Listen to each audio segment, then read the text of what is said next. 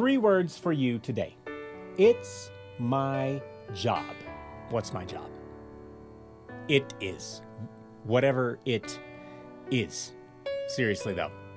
So, end of last year, all my siblings were here and my siblings-in-law for the holidays. And we were having these discussions about our future, our year, our goals and our plans for our families. And I had this one goal that I articulated, which was a desire to have prayer become a more consistent conversational element in my little family. But that is to say, to have Jesus be so real that you naturally involve him through prayer in conversations, just like you would involve anyone else in the room. What do you think about such and such? And Lord, what do you think about such and such? So this week I was thinking back on that goal and realizing, I can advocate, I can, make a case for, I can hope, I can dream. But really, if I want this dynamic to become a reality in my family, I have to lead.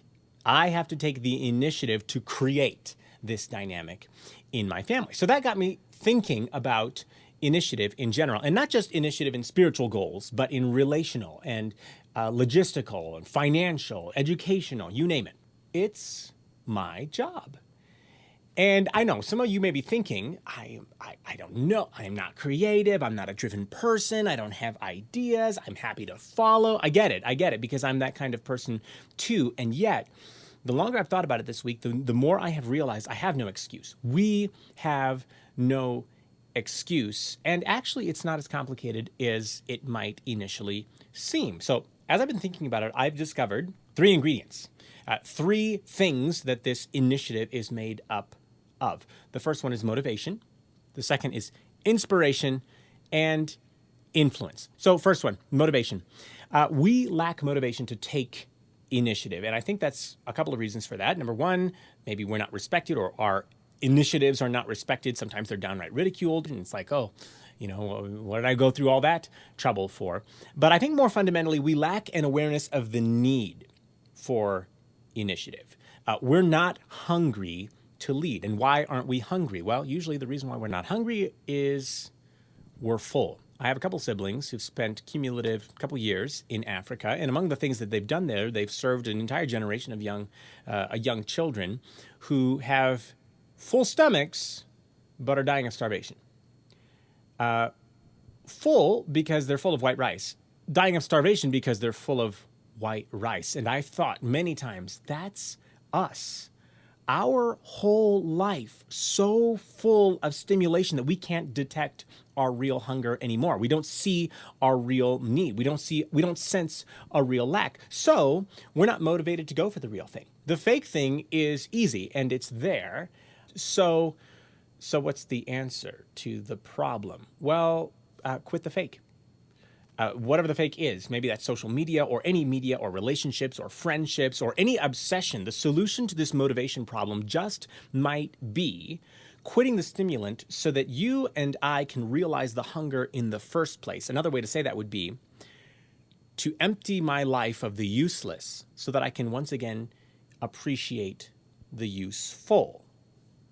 Motivation, number 1. Number 2, inspiration. Once we're motivated, we need inspiration, right? We need the idea to lead. But here, again, here's where many of us stall because I'm not an idea person. I'm not creative. I don't know what to do. I don't have moments of, I don't have these moments of inspiration other people talk about. That word inspiration, I think we've forgotten what it means. It comes from the Latin, inspirare, to breathe.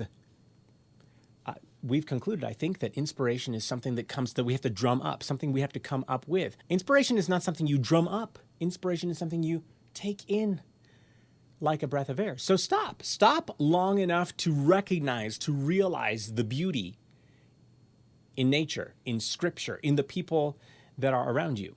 To be inspired is to draw out of the normal the thing that everybody else missed. And to be inspirational is simply to share that beautiful normal with other people. So number 1, motivation. We need to pursue motivation. That is, cease pursuit of the useless. Number 2, we need inspiration. That is, notice the beautiful normal around us. And then number 3, of course, influence. It does very little good for us to have great ideas that cannot be effectively communicated to others that might benefit from them.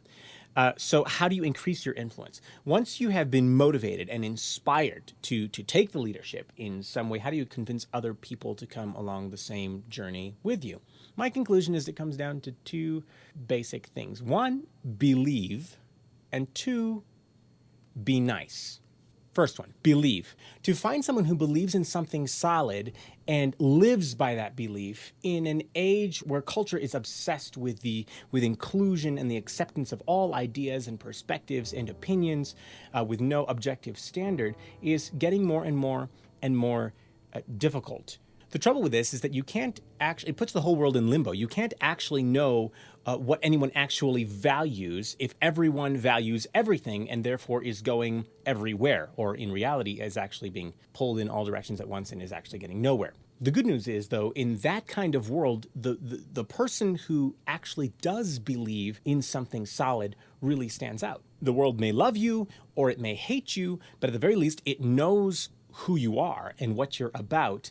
And I sense it'll trust you more than the everything and everybody guy who really is simultaneously nothing. So number one, believe. Stand for something solid and immovable. And number two, be nice. Without being nice, believing is not going to get you anywhere. It will do you very little good, once again, to be an activist for some good cause you believe in if you are not also the nicest person in the room. There are many causes that would have many more followers, except that the potential follower can't stand the leader. So be nice. Now, again, being nice by itself is not good enough, because if you're nice, people will hang around you.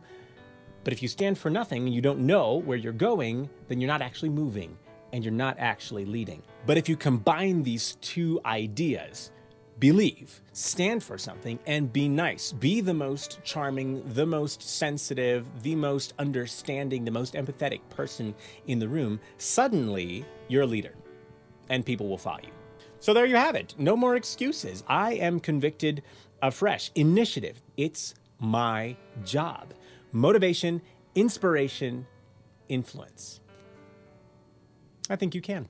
All right, as always, like, share, subscribe for a new video every week. And until next time, for the roar of the lion and the love of the lamb, I'm Sean Neblett, and this is The Lion and His Men.